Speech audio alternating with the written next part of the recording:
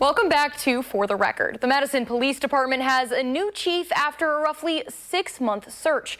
Newly appointed Chief John Patterson has been with the Madison Police Department for nearly 30 years and has previously served as an assistant police chief. I sat down for a one-on-one interview with Patterson to talk about the top issues for the department.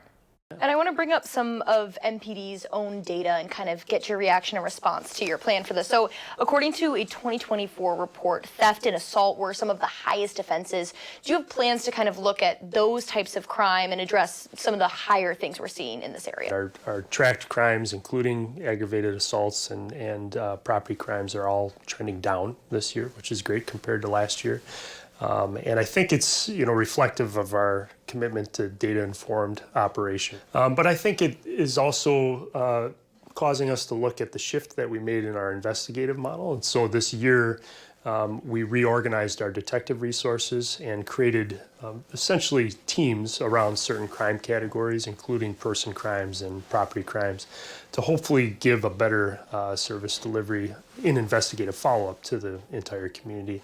And so also to kind of just go off this data, again, back to 2024, we saw a disproportionate number of arrests when it comes to Black residents in Madison compared to white residents.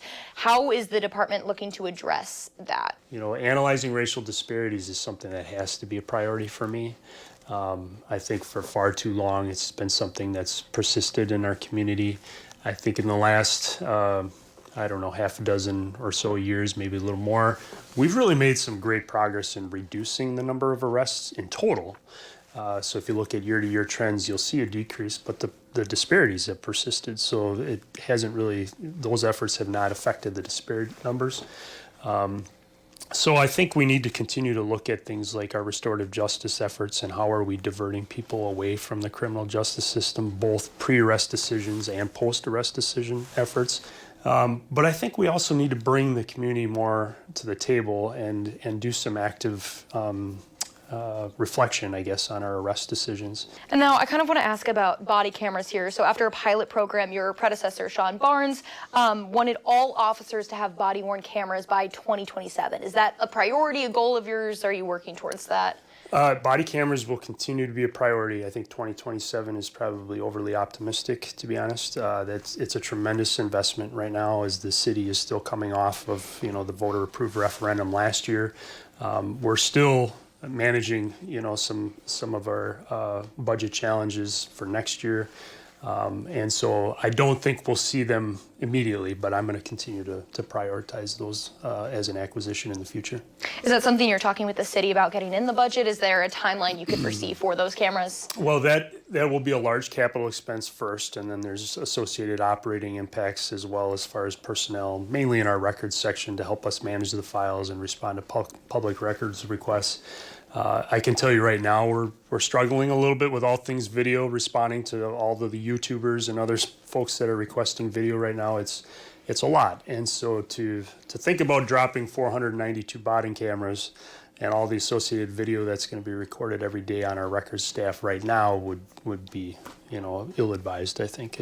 So no timeline quite yet. No timeline quite yet. I hate to say that, but it's a priority, and I think we're going to continue to have the discussions. Is there money shelled out in this in this budget for you guys to help maybe put aside for body cameras in the future? Not specifically for body cameras, no. And so moving to a little different topic here. So at the beginning of this year with the election, we saw a lot of protests in Madison, lots of crowds. How, as chief, do you plan to work to control crowds? Are there different tactics that you're wanting to take? Madison is a very active community. We also have Badger game days, lots of big events here and protests. What are things that you do to help crowd control and to mitigate any clash with officers? No, that's a great question. I think we are a department that's committed to continuous improvement, and I think first and foremost we reflect on the lessons that we've learned. We learned a lot in 2020. Obviously, we had a lot of days responding to protests and to some really difficult circumstances. And we went through a growth period during that time. And at the end of it, per our Madison method, we reflected on it and we looked for lessons learned. We had the Quattrone Center come in and do a Sentinel event review for us. They gave us a number of recommendations to move forward. And so first we always reflect, and then, we rely on our Madison method. We reach out to organizers. We try to understand what their goals and objectives are. We're always committed, to protecting First Amendment rights and the rights of assembly. And we try to strike a good balance between the rights of those to express those rights of, free speech and assembly, but then the rights of everyone else around it to be safe and have a safe environment as well. So it's a tricky balance. Sometimes, our organizers are more communicative than other times. But so far this year, we've had a lot of success with those that have held events here in Madison. And I think the one back in June was a great example of that success. So.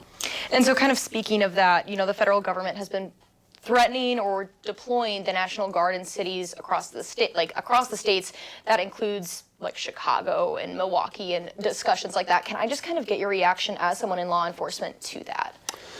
Well, it's definitely something that I think about a lot now. Something that maybe I didn't think was possible a few months ago, but it caused us to reach out to the National Guard here locally and request a meeting with them just to start some tabletop planning. I mean, I think the last year has really emphasized to me the importance of developing relationships prior to an event. So we're trying to communicate with our National Guard partners early, and that's not signaling that anything's been suggested here locally. It's just so that we understand what their goals and objectives would be if something like that would happen here in Madison. Wonderful. I think that's all I have for you today. I appreciate you sitting down and taking the time to talk with us. Thank you for coming down. Appreciate it.